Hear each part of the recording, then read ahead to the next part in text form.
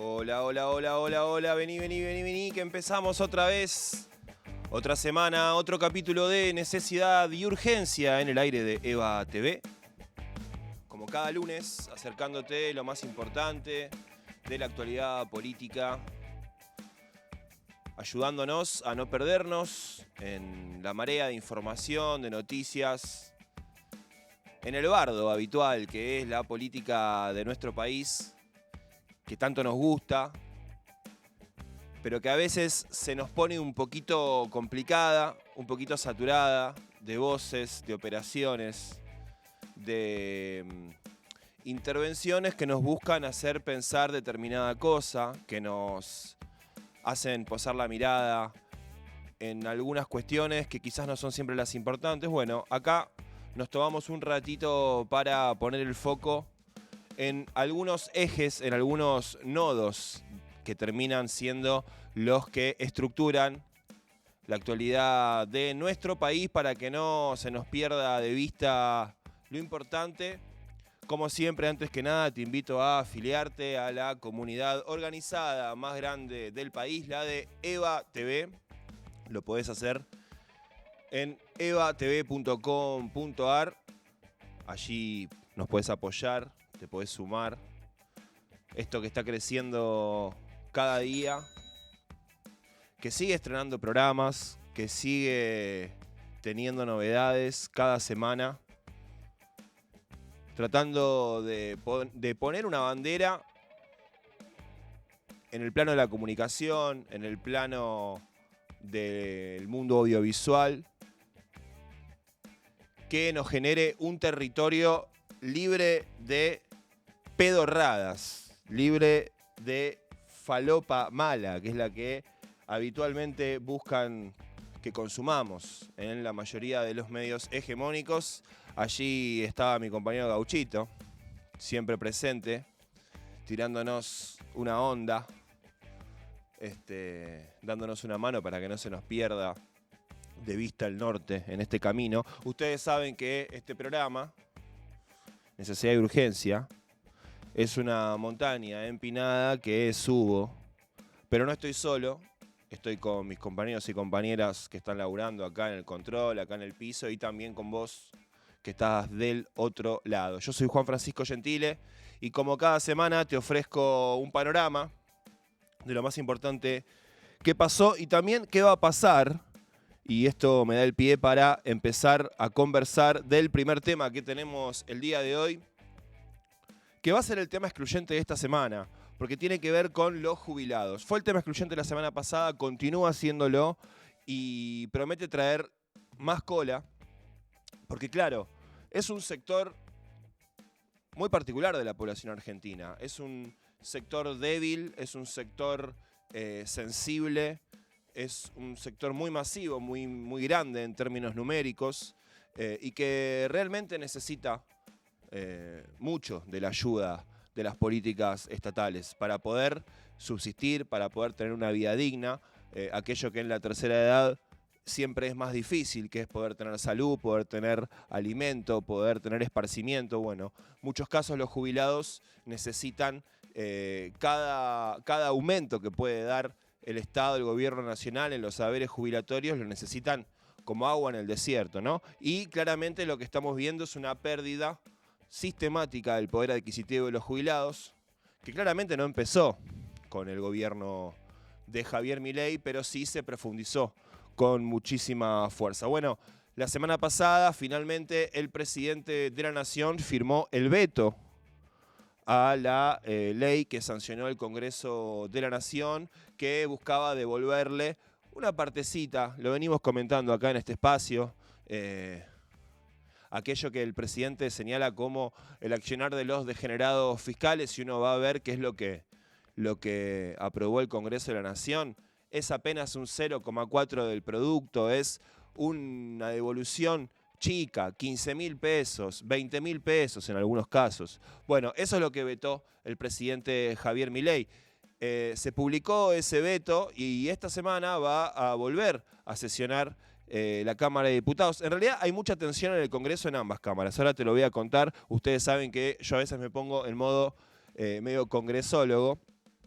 Va a estar mucho el foco puesto en la Cámara de Diputados y también en la Cámara de Senadores porque se van a tratar distintas cuestiones que dividan las aguas y mucho. En primer lugar, me refiero a lo que va a pasar el día miércoles en la Cámara de Diputados, donde está convocada una sesión pedida por los bloques que en otro momento se los llamó como dialoguistas, Encuentro Federal, el bloque de Miguel Ángel Pichetto, la Coalición Cívica y otros bloques cuando no también llamados del medio, es decir, aquellos sectores políticos que no son ni Unión por la Patria, ni la izquierda, ni el PRO, ni la Libertad Avanza, que serían como los dos polos más definidos que tiene el arco político expresado en los recintos de las cámaras de diputados y de senadores. Bueno, esta sesión ya está pedida y tiene un único tema, que es, en realidad no es el rechazo, sería la insistencia de parte del Congreso con la ley que se sancionó. Porque la ley habilita eso, ¿no? La normativa actual constitucionalmente permite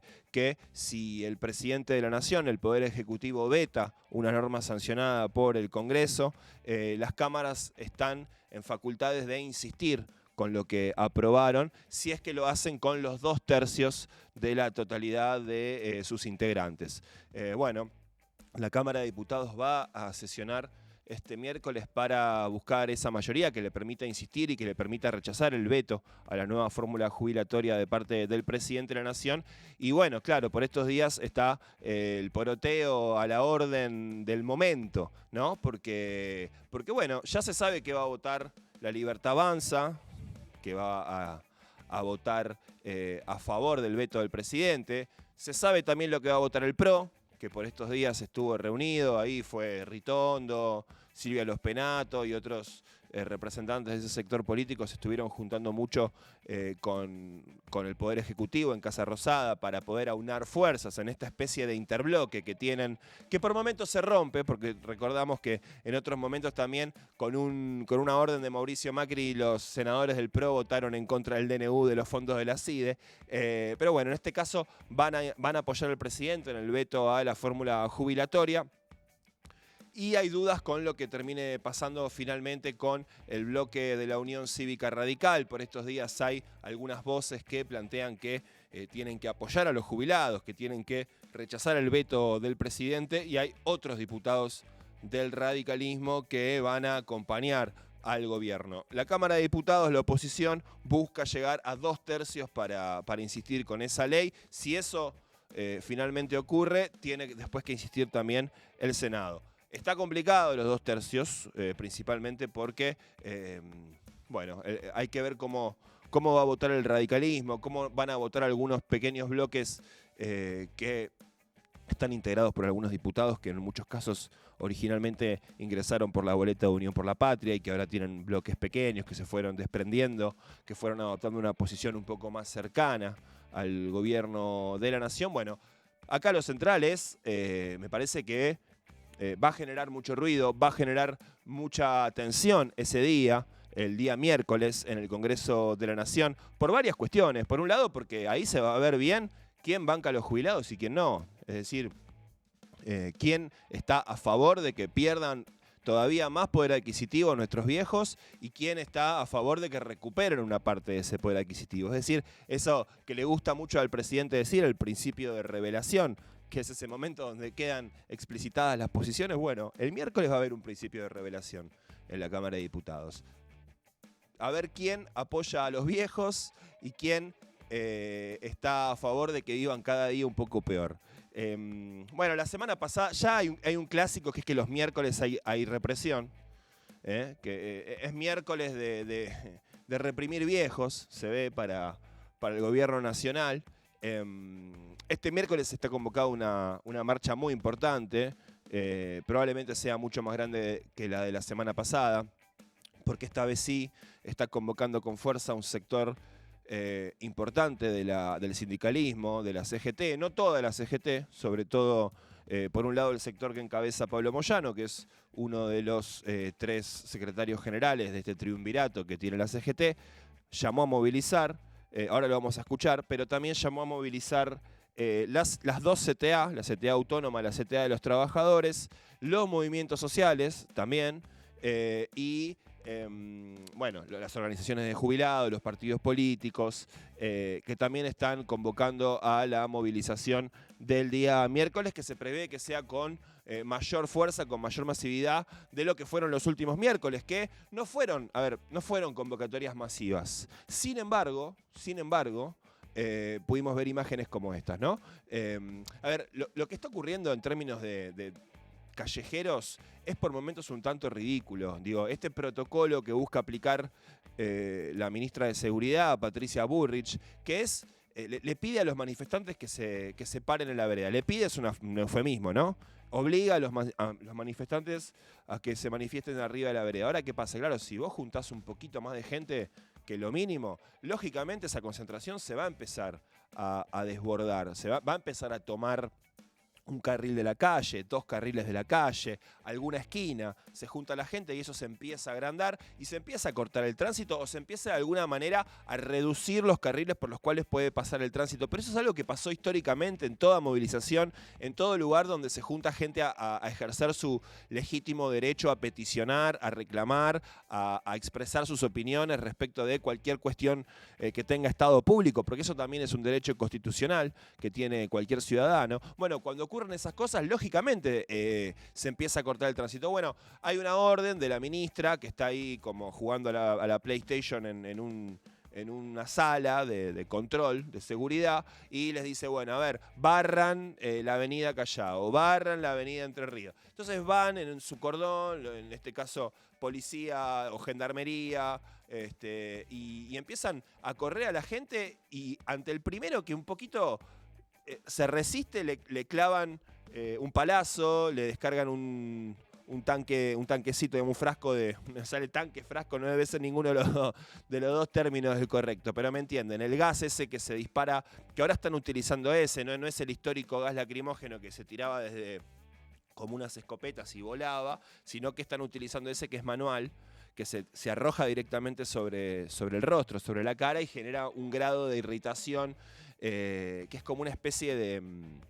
Uno siente que se te está quemando la cara y cualquier sector de la piel que te toque. Uno siente que se quema, que no puedes hablar, no puedes ver, no puedes respirar. Capaz que si tenés algún tipo de complicación cardíaca, eso te lo dispara.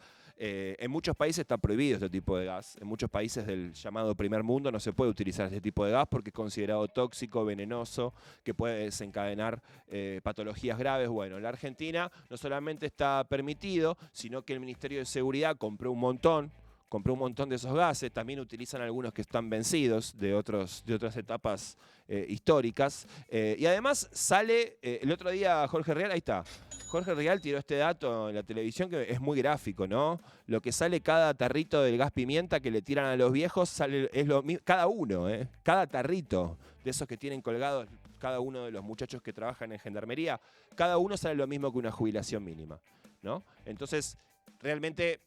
es muy gráfico que esto se dé de esta manera. No me parece, incluso te digo, no me parece tan loco. No, desconozco precios de armamento y de cuestiones utilizadas para la represión, ¿no? Pero no me parece tan loco que salga 200 lucas un tarro. Sí, lo que me parece ridículo es el precio, el valor de la jubilación mínima. ¿Puede un viejo cobrar 234 lucas?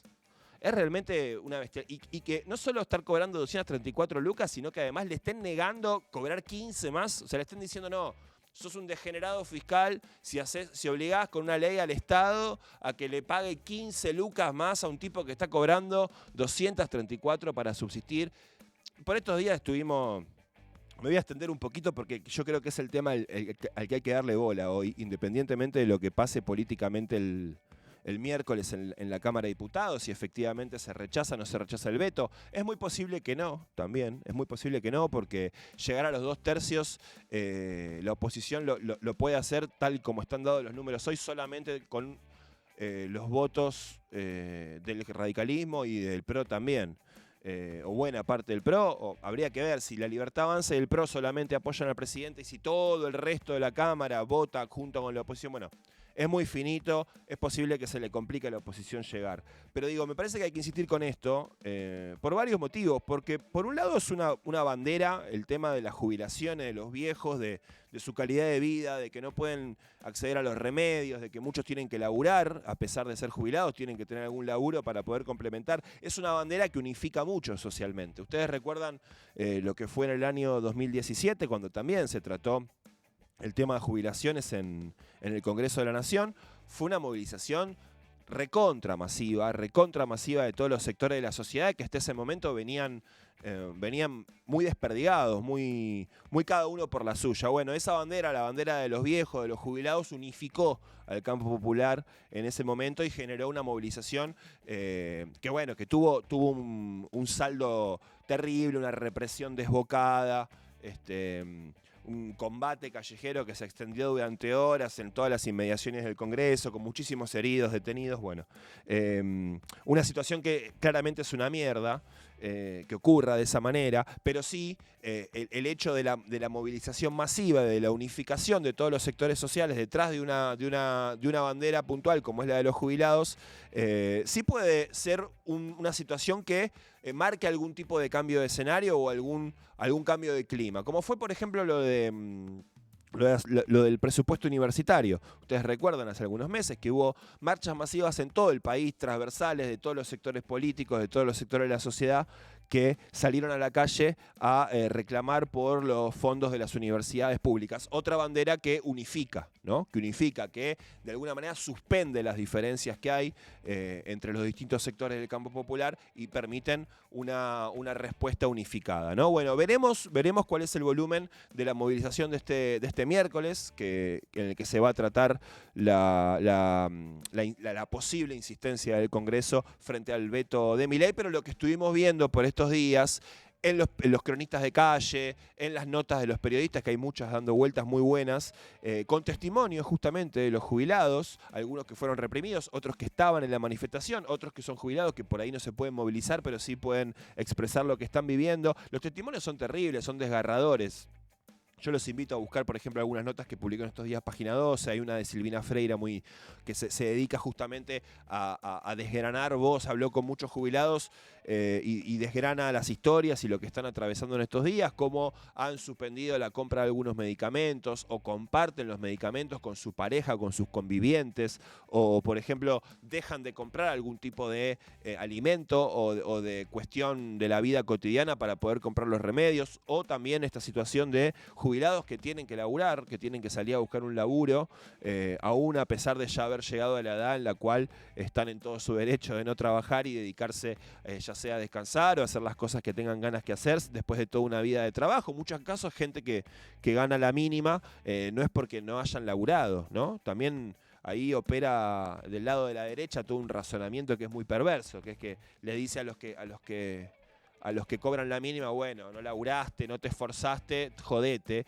Y sabemos que la realidad es otra. La realidad es que en muchos casos esas personas han laburado, pero en negro, han laburado en empleos informales, de formas en las cuales no hicieron sus aportes, quizás ingresaron a una moratoria en su momento, o quizás laburaron en blanco, tuvieron, digamos, la suerte de que su empleador los ponga en blanco un corto periodo de tiempo. Entonces, bueno, ahora cobran la mínima y un poquito más, la mínima y el bono. Bueno, ese sector de la sociedad, esa población sumamente vulnerable, sumamente debilitada, es la que está siendo hoy por hoy atacada y agredida por el gobierno nacional de forma explícita, ¿no? Con el veto del presidente a esa ley que sancionó el Congreso. Eso es lo que se va a ver el día miércoles, quiénes son los que están, quiénes están de un lado y del otro de esta cuestión. No quiero cerrar sin escuchar a Pablo Moyano en una entrevista que dio estos días, si lo tienen a mano, para poder entender un poco cuál va a ser el contexto y qué es lo que está planteando uno de los principales dirigentes de la CGT, que fue señalada en los últimos miércoles que hubo movilización de los jubilados por no haber participado. Había muy poquito de sindicatos. Yo el miércoles pasado estuve un rato ahí en la Plaza de Congreso, había algo, pero muy chiquito, ¿no? Bueno, ahora Pablo Moyano salió con fuerza. A ver si lo tenemos a mano, lo compartimos. Bueno, en primer lugar, repudiar, ¿no? La represión que hemos visto en los últimos 2 miércoles, repudiar a aquellos diputados o diputadas que puedan dar darse vuelta, ya que han votado la reforma de la ley jubilatoria y algunos ya están dudando a ver si volteamos el veto. Eso en primer lugar. Y sí, después soy uno de los convocantes con el Frente Sindical, la 2STA, los movimientos sociales. Vamos a movilizar el día miércoles 11 a partir de las 14 horas al Plaza Congreso y ojalá que esa marcha multitudinaria, pacífica, convenza a aquellos diputados o diputadas que todavía están dudando de dar vuelta al voto, ¿no? Para apoyar y repudiar y rechazar el veto que ha impuesto este empleado del Fondo Monetario Internacional, que es el presidente de la Nación.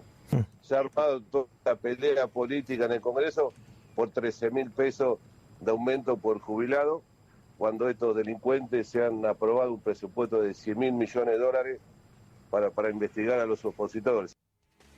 Bueno, ahí estaba el secretario general de la CGT, Pablo Moyano, convocando a la movilización del día miércoles, que se prevé va a ser fuerte, va a ser grande.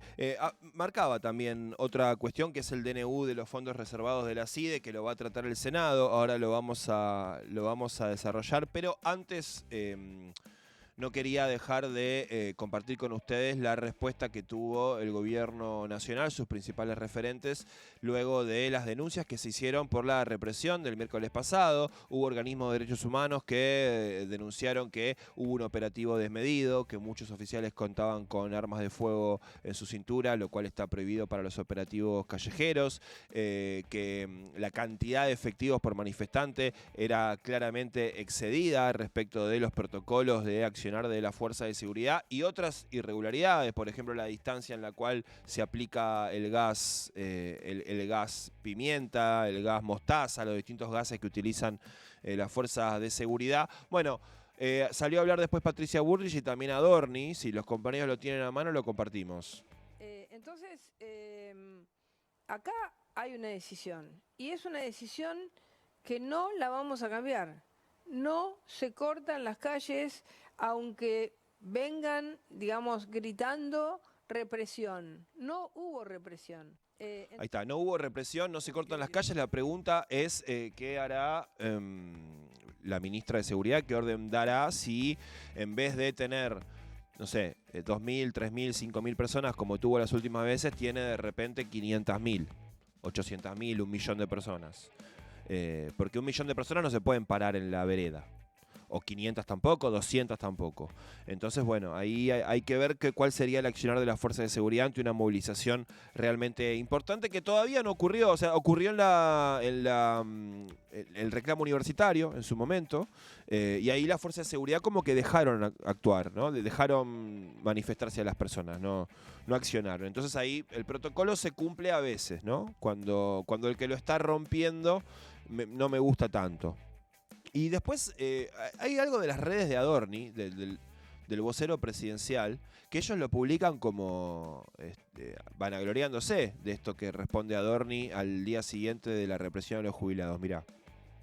¿Por qué tiene que terminar muchos casos con represión, golpes y gases? ¿Dónde se terminó con golpes y gases y golpes y más gases? Cuando hay un piquete, sí, hay un ordenamiento. ¿Por qué tiene que terminar en represión? Definición de reprimir: contener, refrenar, templar o moderar. ¿Cuál es el problema? Vayamos al punto. Yo recibo el golpe. Sí. Sí, usted recibe el golpe y ¿qué pasa? ¿Por qué tengo que recibir el golpe? La ley hay que cumplirla. Y si cumplir la ley implica utilizar la fuerza pública para, por ejemplo, ordenar el corte de una calle o el incumplimiento de la ley por parte de los manifestantes, no veo cuál es el inconveniente. No hay que tener miedo a la represión. A las personas que bueno, está bien. Y además, lo que podemos hacer es pedirles por favor que se corran de la calle a ver si se corren, ¿no? Eso es lo que plantea. Hace un cordón. Profesionalizar ese cordón. Bueno, mire, yo si quiere lo junto con gente de seguridad para que usted les dé sus fantásticas ideas, para que con un cordón podamos tratar de que los que tiran piedras, empujan, golpean y roban, bueno, se comporten un poco mejor. Bueno, ahí está el estilo canchero que tiene el vocero presidencial Adorni. Pero además hay un par de cosas para marcar. Por un lado, él dice la ley hay que cumplirla. Sí, la ley hay que cumplirla, pero ahí tenés una colisión de derechos. Porque el que está a favor de la represión puede decir, mirá, la persona que circula en un auto, en un colectivo, tiene derecho a circular por las calles. Sí, también las personas que están siendo afectadas por una política pública tienen derecho a manifestarse de la manera que consideren. Si es pacífico, digamos, hasta ahora en las movilizaciones de los jubilados, ninguno se puso a romper vidrios vidrieras, ninguno se puso a tirar piedras, digamos, viejos que se juntaban a reclamar que están viviendo cada mes peor gracias a las políticas de este gobierno. Tienen su derecho constitucional a manifestarse. Entonces, bueno, acá el vocero presidencial dice la ley hay que cumplirla, entonces por eso le pegamos palazos en la cabeza a los viejos. Bueno, está bien. El viejo tiene derecho, el viejo, el joven, cualquiera tiene derecho también a manifestarse en la vía pública, en la calle, en la vereda, para defender sus derechos, para expresar su opinión. Bueno, pero es llamativo, ¿no? Que además sea lo que las propias redes sociales de la vocería presidencial comunican como un hecho positivo, ¿no? Que Adorni se enorgullezca de que las fuerzas de seguridad de este gobierno le peguen a los jubilados y las jubiladas. Te cierro el tema Congreso de esta semana con dos cosas que van a pasar en la Cámara de Senadores. Lo de los jubilados va a pasar en diputados, esto que te comentaba, que tiene que conseguir los 2/3, y al día siguiente en el Senado, por eso va a haber mucho ruido, mucho foco puesto en el Congreso esta semana. El día jueves va a sesionar el Senado de la Nación y tiene que tratar el rechazo a el DNU, que le asignó, acá lo hemos hablado largamente en más de un programa, el DNU que le asignó fondos reservados, 100.000 millones de pesos de fondos reservados a la CIDE, la Secretaría de Inteligencia, que ya tiene el rechazo de la Cámara de Diputados. Si lo rechaza también la Cámara de Senadores, que es muy posible que eso ocurra, se va a convertir en el primer decreto de necesidad y urgencia. El primer DNU presidencial en ser rechazado por el Poder Legislativo. Es muy posible que eso pase y bueno, también ahí se va a abrir una derrota para el gobierno nacional. Y también el día jueves el Senado va a tratar la ley de financiamiento universitario, que busca garantizar el financiamiento de las universidades, y hay gran posibilidad también de que la apruebe, también que el Congreso en su totalidad apruebe esta nueva normativa para garantizar el financiamiento de las universidades. Y entonces, ¿qué va a hacer el presidente? ¿La va a vetar también? Y ahí yo me empiezo a preguntar, ante cada cosa, porque le va a pasar permanentemente, estamos a 7 meses de que empezó su gobierno, y tiene una composición de ambas cámaras bastante desfavorable, el presidente, el oficialismo. Entonces, ante cada ley que democráticamente el Congreso sancione y que busque proteger a algún sector agredido de la sociedad, ¿lo va a vetar el presidente? O sea, se va a dedicar a sistemáticamente vetar. Y me pregunto después de ¿eso no lesiona la democracia de la Argentina? ¿No es un mal mensaje? Y ni siquiera lo digo para, obviamente, lo que más nos importa a nosotros, al pueblo, para la calidad de vida y para la calidad, digamos, democrática de la vida de nuestro país, pero digo, como mensaje a lo que le interesa más al establishment, a la derecha, mensaje internacional, como mensaje hacia el primer mundo, hacia aquellos países que son los que tienen las casas matrices de las empresas que van a hacer supuestamente inversiones. Todavía no llegó ninguna a la Argentina, con el cambio de paradigma cultural que representa el presidente de la Nación, pero bueno, digo, ¿no es un mal mensaje también que el presidente sistemáticamente vete las leyes que el Congreso sanciona? Bueno, yo creo que sí. Bien, terminamos tema Congreso, retrocedemos unos días porque, claro, hubo un cruce de alto voltaje entre Javier Milei y la ex presidenta 2 veces, ex vicepresidenta, ex muchas cosas, porque tuvo muchos roles institucionales, pero sí, no ex, sino actual, me parece el referente más importante del campo popular, de la oposición, del peronismo, Cristina Fernández de Kirchner, porque claro, se sube al ring Cristina, o Milei la sube al ring, o el presidente de la Nación elige directamente discutir con ella. ¿Qué pasó? Cristina publicó un nuevo documento de análisis de la coyuntura económica que se llamó "Es la economía bimonetaria estúpido", haciendo referencia a esa frase tan famosa que ahora no me acuerdo el nombre del autor que dio origen, pero "es la economía estúpido", se usaba mucho, siempre se usa mucho. En este caso dice "la economía bimonetaria estúpido", hace todo un análisis importante donde centralmente dice que el principal problema de la Argentina no es la emisión monetaria, no es un tema monetario, la inflación, sino que es, por un lado, la economía bimonetaria, es decir, que tengamos dos monedas, que algunas cosas se vendan y compren en la moneda que no produce la Argentina, es decir, en el dólar, y también que sea la moneda de ahorro. Y por otro lado, el tema de la deuda, ¿no? Que Argentina está nuevamente en una crisis de deuda y que esos dos factores son los que determinan las limitaciones que tiene nuestro país para poder superar los principales problemas económicos, como por ejemplo la inflación, que es el más explícito, el más recurrente, pero también el resto de los límites con los que se encuentra la economía argentina. Cristina marca que es la economía bimonetaria y la deuda, la toma de deuda. Además señala que en la actualidad, digamos que el gobierno argentino tiene que afrontar, está bueno que lo vayamos scrolleando, yo desde acá no lo leo bien, pero seguramente vos que lo estás viendo en la pantalla lo vas a poder ir viendo si te lo perdiste. Esta primera parte es la que hace análisis económico. Pero claro, además señala que el gobierno nacional tiene que afrontar unos vencimientos de deuda gigantes, dentro de muy poco, y no solamente no acumuló dólares, sino que estuvo estuvo utilizando reservas del Banco Central para intervenir en el tipo de cambio, para pisar el dólar, para pisar las tarifas. Bueno, estuvo haciendo, como le dijo alguna vez Clever Carone, aquel funcionario del Banco Mundial, le dijo, están haciendo peronismo. Bueno, no sé si tanto, porque el peronismo, además de intervenir en la política económica, es muchas otras cosas también, pero es una chicana que le entra también al presidente porque utilizaron fondos de dólares para intervenir justamente en la economía, en el tipo de cambio. Y claro, Cristina señala que se encamina a la Argentina nuevamente a tener una crisis de deuda. Habló del tema económico, también sobre el final. Es un documento de 8 páginas, para los que tenían como siempre un señalamiento muy crítico respecto de la longitud de los documentos de Cristina. Bueno, en este caso lo hice un poquito más corto. Después hay una parte propositiva que me parece que es muy, muy interesante, sobre todo que es la novedosa, es la parte más novedosa, porque lo de la cuestión de la economía bimonetaria y la crisis de deuda ya lo había dicho Cristina en distintos tipos de intervenciones, ya sea con cartas o con intervenciones verbales. Pero después hace un apartado en el cual señala cuáles fueron, según ella, los principales errores o corrimientos del eje del peronismo y con qué temas son de los cuales se alejó. Por ejemplo, dice que el peronismo se torció. Utiliza esa palabra, dice el peronismo se torció cuando olvidó que los muertos no pagan deudas y convalidó el préstamo multimillonario e irregular que el FMI, violando su propia normativa interna, había otorgado al gobierno de Macri para que ganara las elecciones. También señala que el peronismo se torció cuando por primera vez en un gobierno peronista los trabajadores registrados no llegaron a cubrir la canasta básica, o sea, el peronismo con trabajadores pobres. Hay una crítica importante al gobierno del Frente de Todos, del cual ella fue vicepresidenta.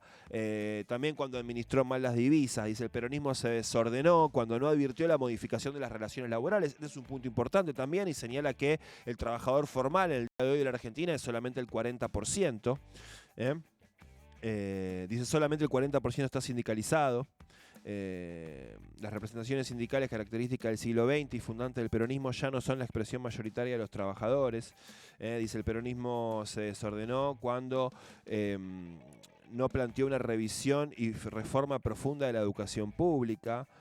Cuando no repararon las profundas modificaciones surgidas en el campo de la comunicación social. Bueno, señala una serie de cuestiones que las marca como aquellas cuestiones en las cuales el peronismo tiene que evolucionar de alguna manera en su perspectiva. De alguna manera planta como una especie de programa político subiéndose a la disputa.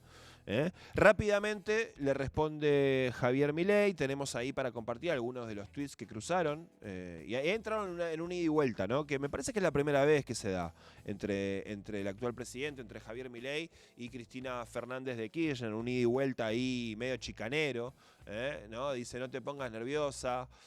¿Te gustará mi clase? Claro, porque antes en otro tweet él le había dicho, que no sé si lo tenemos, capaz no lo pasé, pero no importa. Él le había dicho, te voy a dar una clase de economía, no sabes nada de economía, te voy a dar una clase, prendé la tele, hoy a las 19, te doy una clase gratis, ad honorem. Y después le dice esto, no te pongas nerviosa, te va a gustar mi clase. A ver, ahí lo teníamos a Cristina respondiendo. Claro, acá Cristina es como que se engancha y le empieza como a discutir un poco en los mismos términos, ¿no? Le dice hablar de economía diciendo cualquier cosa en los sets de televisión o escribir plagiando libros, ¿no? Ahí le pega una buena mano también. Es una cosa. Gobernar Argentina es otra muy distinta. Y de esto, por cómo están viviendo los argentinos, se ve a la legua que no tenés ni idea. Cuando quieras, porque tiempo tenés y lo dedicás a boludear en las redes, te espero en el Instituto Patria y te explico un poquito. Saludos cordiales a vos y a todas las fuerzas del cielo. Dios mío. Bueno, entraron en este contrapunto, ¿no?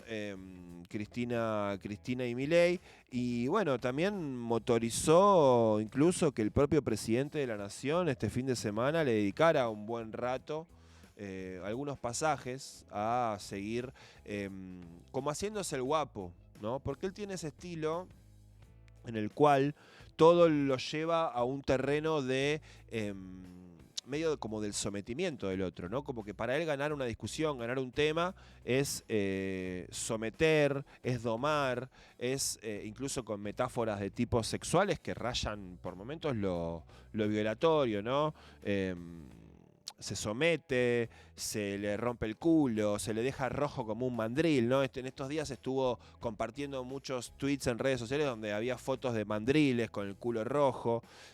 Hola mandriles, pone bueno. Es todo el campo semántico que le gusta mucho al presidente. Yo ahí también a veces me pongo un poco algún berretín psicoanalítico, me agarra, porque en algún momento... me puse yo a estudiar un poco de psicoanálisis, qué sé yo, y me hace muchas preguntas, la verdad. Ustedes saben que por la lengua se expresan muchas cosas de la psiquis, ¿no? Por el lenguaje. Muchas cosas que están en el inconsciente. Y bueno, a mí me llama mucho la atención, la verdad, que el presidente esté permanentemente utilizando metáforas de tipo sexual dominatorias, ¿no? Simplemente eso, me llama la atención. Bueno, teníamos ahí una cosita que le dedicaba Milei a Cristina. Un videito. Como en Argentina sí pasan cosas, tuve que modificar un poco la presentación y quiero arrancar la presentación con una frase de la expresidente de la Nación, Cristina Fernández de Kirchner, que dice: Argentina es ese extraño lugar en donde hasta lo obvio debe ser explicado. Así es que, dada las aberraciones e inconsistencia que tiene su carta de hoy y todo el daño que le ha causado a la Argentina, bueno, voy a tener que estar explicando cosas obvias. Así es que, para Cris, saludos Cris, esto va para vos. Como una... Bueno, genera cosas, ¿no? Genera cosas, no sé, ahí cada uno podrá pensar qué es lo que le generan este tipo de momentos del presidente. A mí me dan un toque como de cringe, dicen los jóvenes. Vergüenza ajena le decimos las personas que tenemos más de, no sé, de 35 años para arriba, le decíamos vergüenza ajena, es más o menos el mismo concepto. Te cierro con una cosita de estos días que es importante también. ¿Ustedes se acuerdan que habíamos hablado del señor Guillermo Franco? Guillermo Franco es el jefe de gabinete de ministros, es decir, políticamente la persona más importante después del presidente. Es quien coordina, digamos, la política pública con todos los ministerios. Que venía medio caído en desgracia, Francos, después de lo que fueron las derrotas parlamentarias del gobierno nacional, que lo habían corrido de la negociación. Francos, para quien no lo tenga tan fresco, Guillermo Franco es una persona que, si se quiere, es el más político de los funcionarios del gobierno nacional, el que tiene recorrido político, que ya había tenido cargos, sobre todo en la provincia de Buenos Aires, durante el gobierno de Daniel Scioli. Incluso es Francos, o hay quienes dicen que es Guillermo Franco, digamos, el nexo que hizo posible que Daniel Scioli se incorporara al gobierno de Javier Milei. Algo que quedó medio sepultado por la coyuntura de las noticias. Pues Daniel Scioli, ministro de Turismo y otras cosas, o secretario, no sé si ya no debe ser más ministerio. Pero bueno, secretario, funcionario de Javier Milei. Bueno, Guillermo Francos había sido quien encabezó las negociaciones con los distintos gobernadores. Bueno, él había sido ministro del Interior, había podido facilitar una serie de acuerdos con sectores políticos que no son de la Libertad Avanza. Bueno, en un momento empezó a correrse de la escena, o más bien lo corrieron de la escena. Bueno, ahora se supo que en realidad lo que está pasando es que Santiago Caputo venía sumando amigos en las últimas semanas, bueno, suma uno más, que es Guillermo Francos, que parece que está recaliente, que está cada vez más disconforme con la concentración de poder que tiene Santiago Caputo.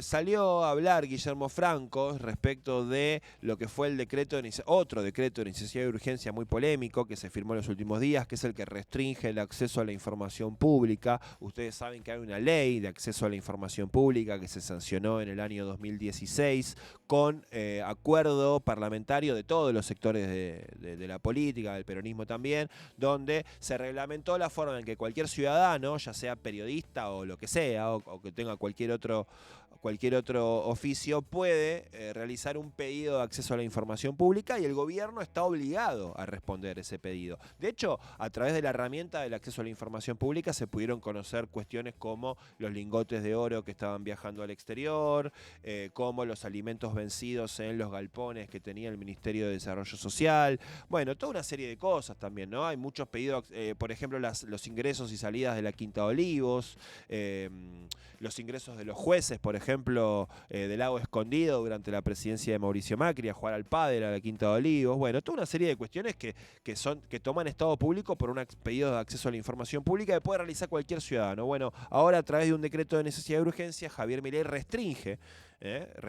pone obstáculos a los pedidos de acceso a la información pública. Bueno, salió Guillermo Francos, dijo que eso había que revisarlo, que tal vez se podían hacer una serie de cambios al DNU que firmó el presidente respecto del tema acceso a la información pública, y rápidamente Santiago Caputo salió a cortarle la cabeza. Bueno, por estos días lo vemos completamente corrido a Guillermo Francos de la escena. Tan corrido que él por las últimas horas tuvo una internación médica hospitalaria por un cuadro de gastroenteritis. Aparentemente está todo bien, Franco ya volvió a la casa, se le atribuye, su entorno se lo atribuye a que en las últimas semanas tuvo unos picos de estrés muy importantes respecto de justamente este enfrentamiento que está teniendo con Santiago Caputo, que lo quiere ahora directamente correr del gobierno nacional.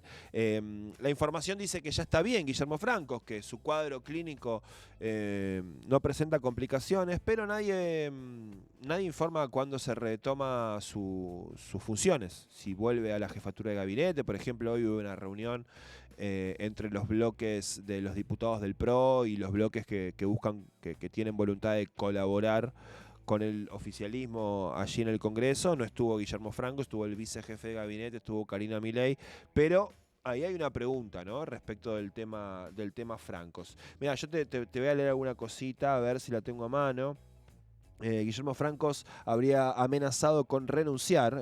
Creo que la tenemos, es una nota de La Política Online, que si la tienen a mano la ponchamos un poquito. Guillermo Francos habría amenazado con renunciar después de una feroz pelea con Santiago Caputo, cuyo rol en el gobierno está generando cada vez más incomodidad a los ministros, a tal punto que Patricia Bullrich lo comparó con Antonito de la Rúa. El hijo de Fernando de la Rúa, cuando de la Rúa era presidente, era como que concentraba mucho poder y terminaba por detonar un montón de acuerdos políticos que podía el presidente en su momento tejer. Dice, el periodista Eduardo Feynman reveló que la internación este domingo del jefe de gabinete se dio luego de un cuadro de estrés provocado tras una fuerte pelea con el asesor de Javier Milei, que lo desautorizó públicamente en la discusión por la ley de acceso a la información. El viernes Caputo mandó a Manuel Adorni a desmentir a Francos y descartar cambios en la reglamentación de la ley que restringe el acceso a la información pública. El jefe de gabinete, Francos, se lo había prometido a la oposición en su visita a diputados, pero el asesor lo rechazó de plano. Según Feynman, tras eso se produjo una charla muy pero muy complicada entre Francos, Adorni y Caputo. El jefe de gabinete le habría dicho al vocero presidencial algo así como: yo tengo rango constitucional, yo firmo y tomo decisiones. El señor Santiago Caputo, no, mi función es más importante. Esto es algo que relata Eduardo Feynman, que se dio de esta manera la conversación. Esto provocó un ruido interno muy grande en el gobierno. Algunos comentan que el jefe de gabinete llegó a renunciar, por lo menos de palabra. Me voy, si jodo tanto, me voy. Si acá el que manda es Santiago Caputo, me voy, yo soy el jefe de gabinete. Habría vociferado Guillermo Francos, que días más tarde cayó internado por un cuadro de gastroenteritis. Bueno, suma otro peso pesado que lo critica, Santiago Caputo. Digamos, todo este rulo es para contarte que suma otro peso pesado que lo critica. Ya habíamos visto en este mismo programa cómo Victoria Villarruel está enfrentada con Santiago Caputo, como Mauricio Macri está enfrentado con Santiago Caputo. Ahora sumamos a Guillermo Francos y a Patricia Bullrich, que le hace acordar a Antonito de la Rúa. Bien, tenemos también para actualizar, como siempre, algunos números que dan cuenta del estado de la situación política, económica y social de la Argentina. En este caso se publicaron los números del Observatorio del Derecho Social de la Universidad Católica de la Argentina, que si bien no es el organismo oficial, que sí es el INDEC, que son los números que tenemos que tomar como válidos por ser el organismo oficial de estadística, la UCA tiene el Observatorio de Derecho Social, que tiene consenso, podríamos decir, en los distintos sectores de la política, del periodismo, del análisis político, como un espacio que trabaja seriamente, y que da números que en líneas generales no se cuestionan por la forma en la que los elaboran. Bueno, es tremendo esto, porque estamos hablando de más del 50% de la población argentina por debajo de la línea de la pobreza, es decir, una persona de cada dos en nuestro país está por debajo de la línea de la pobreza. Tenemos números del Observatorio de la Deuda Social de la UCA, que dicen que la pobreza alcanzó 52% de la población del país y la indigencia el 17,9% en el primer semestre del año. Es la cifra semestral más alta de los últimos 20 años. Y son números que representan un aumento significativo en relación a los 41,7% de pobreza y 11,9% de indigencia registrados por el INDEC en el último semestre del año pasado, del 2023. Es decir, último semestre de 2023 teníamos 41,7% de pobreza. Ahora tenemos 52, es decir, 10% más de la población, y teníamos 11,9% de indigencia, ahora tenemos 18%, es decir, 6-7% más de indigentes en nuestro país, cifra más alta de los últimos 20 años. Según Agustín Salvia, acá está, según Agustín Salvia, la situación no es tan crítica como en 2001 y 2002 porque el desempleo, aunque aumentó en los últimos meses, por ahora no es tan elevado como 2001-2002, que estaba cerca del 20%. Entonces, esto también es importante porque es descriptivo de una situación que tenemos en la Argentina particular. No tanto desempleo, si bien está creciendo, pero estamos en niveles bajos de desempleo, es decir, tenemos mucho, pero tenemos alto nivel de pobreza, es decir, tenemos trabajadores pobres, ¿no? Algo marcaba también Cristina en la carta. Es una nota que hizo María Donald el otro día con un especialista respecto al tema consumo, ¿no? El tema pobreza, el tema consumo, que también está a la baja. Sí, ahí está, gracias. Te agradezco mucho por ampliarme por ampliarme el tamaño. Vemos hoy una recesión de la magnitud del 2002, como no se veía desde aquel entonces, con caídas transversales, profundas y verdaderas, dice Guillermo Oliveto, especialista en consumo. Claro, esto da cuenta de que estamos en una situación de la peor crisis que vivió la Argentina, la peor crisis política, económica y social que vivió la Argentina en los 40 años de democracia, que fue la del 2001 y 2002, pero con esta salvedad que te contaba, que en ese momento teníamos unos niveles de desempleo muy altos, y ahora en la actualidad tenemos unos niveles de desempleo que no son tan altos y tenemos una pobreza sí muy alta. Es decir, hay trabajadores que tienen laburo, pero que son pobres, lo cual, además de ser obviamente para preocuparse y ser gravísimo, da cuenta también de algún tipo de transformación importante en la estructura social y laboral de nuestro país, porque tenemos evidentemente una gran cantidad de personas que aún trabajando, no consiguen superar la línea de la pobreza.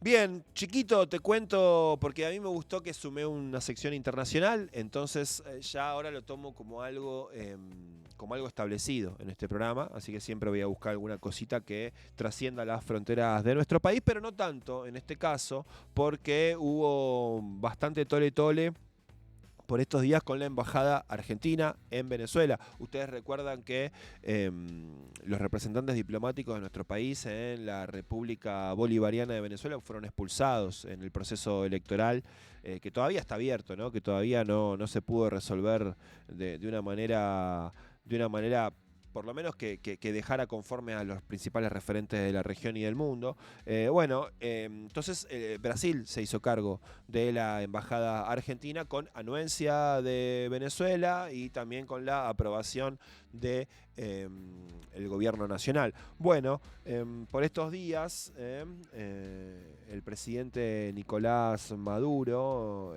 revocó la autorización a Brasil de representar al país, a nuestro país, a la Argentina, allí en Venezuela, y custodiar las instalaciones diplomáticas en Caracas.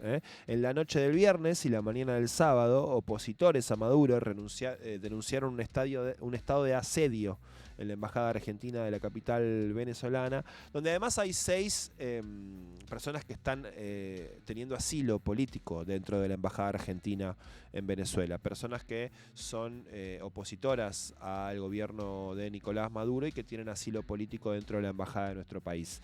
Empezaron a rodear, ¿no? Empezaron a rodear con efectivos de las fuerzas de seguridad venezolanas las instalaciones de la embajada argentina. ¿Y qué pasó además? Porque Brasil lo rechaza esto, lo rechaza Brasil y lo rechaza la Argentina. Ahí Lula también adopta una posición que no sé si es llamativa, pero sí por lo menos para mirarlo de cerca, ¿no? Porque Maduro toma una decisión y Brasil reafirma su rol de representante de la Argentina en Venezuela luego de la salida de los diplomáticos argentinos de ese país. Claramente el gobierno de Javier Milei no es un gobierno con el que sientas simpatía ni cercanía alguna al gobierno de Brasil, el gobierno de Lula, y tampoco en los últimos tiempos el gobierno de Maduro, que uno en principio podría identificar como dentro del eje, hace rato, ¿no? Que ya no, pero a grosso modo podría decir dentro del eje progresista de la región. Entonces por ahí Lula podría tener algún tipo mayor de cercanía, pero viene mostrando cada vez mayor distancia, ¿no? Con Nicolás Maduro, Lula y el gobierno de Brasil, que se declaró sorprendido con la decisión del gobierno venezolano y le recordó el carácter de inviolabilidad en los términos de la Convención de Viena, y aseguró que permanecerá con la custodia y defensa de los intereses argentinos hasta que Argentina designe a otro Estado, hasta que el gobierno argentino decida que ya no es Brasil quien custodia su representación diplomática allí en Venezuela, sino que es otro país. Es decir, que se están oponiendo a la decisión que toma el gobierno de Venezuela de alguna manera sacar a los representantes brasileños de la embajada argentina, que ocupa desde agosto Brasil en las sedes diplomáticas de Argentina y de Perú en Venezuela. Bien, así que bueno, lo vamos a tener que seguir de cerca porque se puede llegar a picar la cosa. Se puede llegar a picar la cosa y no está claro tampoco cuál va a ser el accionar del gobierno nuestro, del gobierno de la Argentina, que además le agradeció por estos días a la República Federativa del Brasil por custodiar sus instalaciones y sus intereses diplomáticos allí en la República de Venezuela. Bien, voy llegando al final de esta montaña. Vivo, eso es lo importante, vivo en buenas condiciones. El gauchito me protege. Lo ponchamos al principio y hoy estoy llegando óptimo a este momento. Vamos, ¿cuánto? Como 50 minutos ya. 53 minutos. Yo les digo una cosa, yo me estoy sorprendiendo de esto que se llama necesidad de urgencia. Yo no sabía, desconocía que tenía la capacidad de hablar durante prácticamente una hora sin ningún tipo de interrupción y con relativa coherencia. O sea, si vos me lo decías hace algún tiempo, yo te decía, no, yo me pongo a decir incoherencia en algún momento, no sé. Bueno, así que espero que ustedes también lo disfruten también.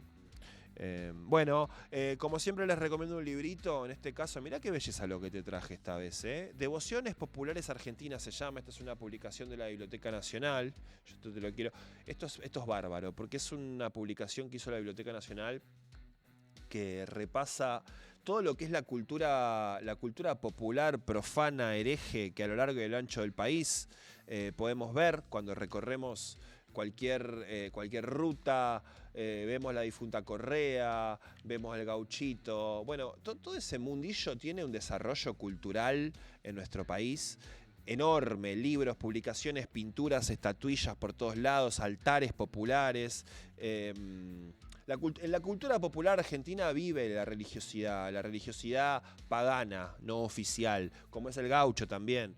Bueno, esta publicación de la Biblioteca Nacional recorre historia, arte, expresiones de la cultura popular, de los distintos sectores, los distintos lugares de nuestro país. Y esto es muy importante porque son cuestiones que en muchos casos están, podríamos decir, silenciadas en general, producto de haber sido considerados siempre por la Iglesia Católica, la Iglesia oficial de nuestro país, como cultos herejes, paganos, contrarios a la fe de Dios. Pero no son cosas que se contradigan, ¿no? ¿Quién puede decirle a quién cuál es su fe? ¿No? ¿A quién le reza? ¿A quién le pide cosas? ¿En dónde deposita su esperanza? Bueno, esto lo pueden conseguir en la Biblioteca Nacional, también en el Museo del Libro y la Lengua, la librería que hay ahí para comprar. Además hay una fotito que saqué yo, estaba buscándola, pero no la encontré. Hay una fotito que saqué yo, a ver si la encuentro, de un caboclo, que es uno de los santos de la cultura candomblé, que también hay mucho en la Argentina. Hay mucho en la Argentina de candomblé, de yoruba, todas esas culturas que vinieron con la tradición africana, con los negros que llegaron a nuestro país, en muchos casos con los primeros contingentes de esclavos también. Bueno, no estoy encontrando. Acá está, mirá, a ver si la vemos. Esta es una foto que saqué en San Luis. Pasa que esto se ve medio... ¿Lo vemos bien? No, más para allá, ahí está. Gracias, ahí estamos. Ahí está. Bueno, esta es una foto que saqué en San Luis de un caboclo en la gruta del Payogún. Ahí está un lugar flashero, metido en el medio de las montañas, ahí en una zona minera, cerca de la Carolina, en San Luis. Está la gruta del Payogún, lleno de estos personajes, en un lugar que vos decís, no hay nada, acá está perdido. Bueno, hay un lugar que vos está completamente lleno de estatuillas, de santitos populares, de ofrendas. Bueno, a mí me gusta todo ese mundillo, entonces hoy pensé en compartirles este libro, que además está hecho en papel ilustración a todo color, está bueno, la verdad que está muy bueno, que se llama Devociones Populares Argentinas. Muy bien, se terminó este episodio de Necesidad y Urgencia. Un placer haber estado como cada lunes y como cada momento de la vida, donde sea que nos estés viendo, porque claro, esto se ve, se escucha no solamente cuando se emite los lunes por la noche, sino también sucesivamente a lo largo de toda la semana. Así que esperamos que sea de tu agrado, que te haya ayudado a entender un poco más la política, la actualidad argentina. Yo soy Juan Francisco Gentile. Muchas gracias, compañeros, compañeras del control. Muchas gracias, Gauchito. Muchas gracias a Maggie Piñeiro y a Pascual Caliquio, que están ahí siempre al pie del cañón con el 2 millones de mensajes que les envío el día que grabamos esto, con captura de pantalla, con video, con cosas, y que llega siempre todo ordenadito acá al momento de la grabación. Gracias, compañeros del control, gracias, querido Sabino, que está a cargo acá del estudio y que siempre está todo muy bien dispuesto para la grabación. Yo soy Juan Francisco Gentile, me despido hasta la semana que viene, cuando hagamos un nuevo Necesidad y Urgencia. Chau, chau.